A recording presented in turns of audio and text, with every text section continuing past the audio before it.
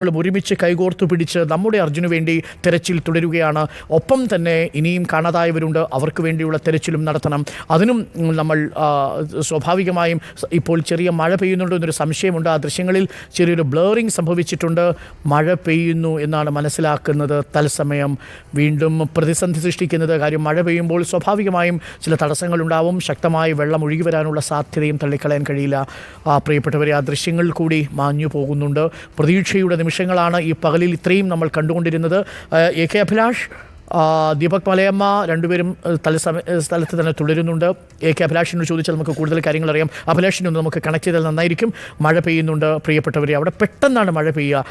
പെട്ടെന്ന് മാനം തെളിയും, പെട്ടെന്ന് മാനം കറുക്കും, പെട്ടെന്ന് മഴ പെയ്യും. അഭിലാഷ്, മഴ ഇപ്പോൾ ശക്തമായി പെയ്യുകയാണോ അവിടെ?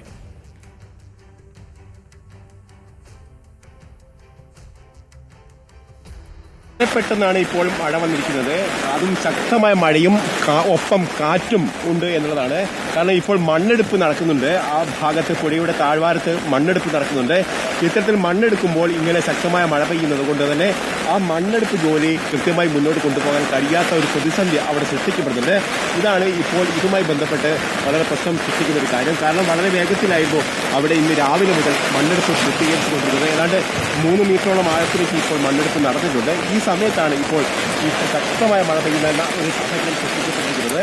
ഓക്കെ അഭിലാഷ്, ശക്തമായ മഴയാണ് അവിടെ തുടരുന്നത്. നമ്മുടെ ദൃശ്യങ്ങളിൽ പ്രേക്ഷകർക്ക് കാണാം. കനത്ത മഴ തുടരുന്നു.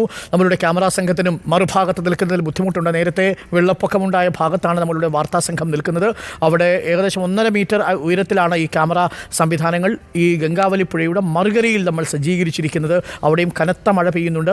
ആ കനത്ത മഴയിൽ ആ ദൃശ്യങ്ങൾ വ്യക്തമാകുന്നില്ല. പക്ഷേ എങ്കിലും അവ്യക്തമായാണെങ്കിൽ കൂടി ആ ദൃശ്യങ്ങൾ നമ്മൾ കൊടുത്തുകൊണ്ടിരിക്കണം. കാര്യം പുഴയുടെ അടിത്തട്ടിലെ തിരച്ചിലും പുഴയുടെ അരികിലെ തിരച്ചിലും ഇപ്പോൾ ഒരേപോലെ തുടരുകയാണ്. ആ ദൃശ്യങ്ങൾ പ്രേക്ഷകർക്ക് കാണാം. മഴ വന്ന് മൂടിയിട്ടുണ്ട്. കനത്ത മഴയാണ് ഇപ്പോൾ ഗംഗാവലി നദിയിൽ പെയ്യുന്നത്.